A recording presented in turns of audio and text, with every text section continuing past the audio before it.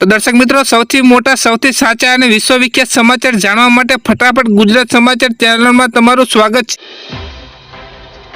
તો દર્શક મિત્રો, ઠંડીને લઈને સૌથી મોટા સમાચારની વાત કરી લઈએ તો હવામાન વિભાગની ઠંડીની આગાહી સામે આવી રહી છે, જેમાં અમદાવાદમાં 13.7 ડિગ્રી તાપમાન નોંધાયું છે, ત્યારે અમદાવાદમાં 14 ડિગ્રીની આસપાસ તાપમાન રહેવાની શક્યતાઓ વ્યક્ત કરવામાં આવી છે। દર્શક મિત્રો, 24 કલાકમાં 1.3 ડિગ્રી તાપમાન ઘટ્યું હોવાની સામે આવી રહ્યું છે, ત્યારે ગાંધીનગરમાં 10.6 ડિગ્રી તાપમાન નોંધાયું છે અને નલિયામાં સૌથી ઓછું 6.5 ડિગ્રી તાપમાન નોંધાયું છે।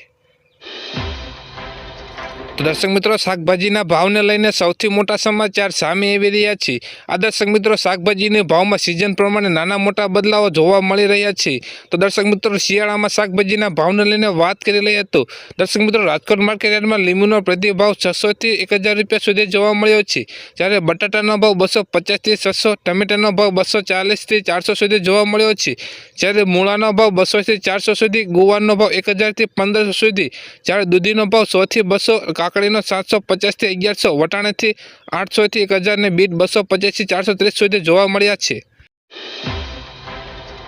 તો દર્શક મિત્રો, સોનાની કિંમતને લઈને સૌથી મોટા સમાચારની વાત કરી લઈએ તો આ દર્શક મિત્રો, જો તમે સોનું ખરીદવા જઈ રહ્યા છો તો નવીનતમ ભાવ વિશે વાત કરી લઈએ।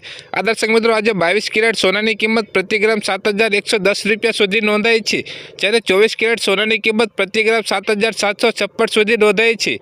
આજે ભારતમાં ચાંદીની કિંમત પ્રતિ ગ્રામ 90.50 ગ્રામ સુધી નોંધાઈ છે, જ્યારે દર્શક મિત્રો, 1 કિલોગ્રામ સોના ચાંદીની વિશે વાત કરી લઈએ તો 1 કિલોગ્રામ ચાંદીની કિંમત 90500 સુધી નોંધાઈ છે।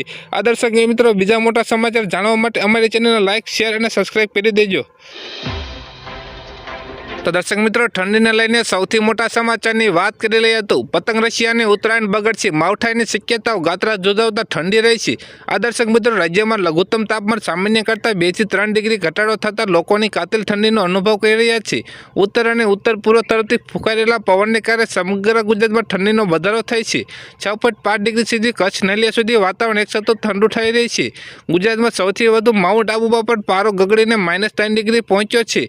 આબુમાં ક્રિસમસ વેકેશન મજા માણવા આવેલા પ્રવાસીઓને માઇનસ તાપમાને પણ મોજ માણતા જોવા મળી રહ્યા છે।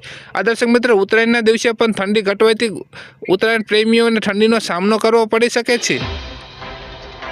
તો દર્શક મિત્રો, કપાસના ભાવને લઈને સૌથી મોટા સમાચારની વાત કરી લઈએ તો દર્શક મિત્રો, અમરેલી કપાસમાં ઊંચો ભાવ 1479 રૂપિયા સુધી બોલાયો હતો, જ્યારે દર્શક મિત્રો, અન્ય 47 માર્કેટ યાર્ડના કપાસના ભાવ વિશે વાત કરી લઈએ તો આજે ગુજરાતમાં 47 માર્કેટ યાર્ડમાં કુલ 6121.59 ટન કપાસની આવક થઈ હતી, જેમાં રાજ્યમાં કપાસનો સૌથી ઓછો ભાવ વાઘોડિયા માર્કેટ યાર્ડમાં 1600 રૂપિયા સુધી બોલાયો હતો। આ દર્શક મિત્રો, જ્યારે રાજકોટ માર્કેટ યાર્ડમાં કપાસનો ઊંચો ભાવ 1506 રૂપિયા સુધી અને નીચો ભાવ 1350 રૂપિયા સુધી બોલાયો છે।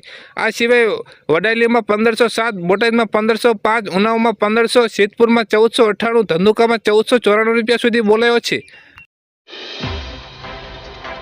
તો દર્શક મિત્રો, ધાણાની કિંમતને લઈને સૌથી મોટા સમાચારની વાત કરી લઈએ તો બેડી માર્કેટ યાર્ડમાં નવા ધાણાની આવક થઈ છે, 15408 રૂપિયા સુધી ભાવે ખરીદી થઈ। આ દર્શક મિત્રો, બેડી માર્કેટ યાર્ડમાં આજે ઓપનિંગ ધાણાનું થયું હતું, જ્યારે ઓપનિંગમાં 15408 રૂપિયા સુધી પ્રતિ મણે ભાવ વેચાયો હતો।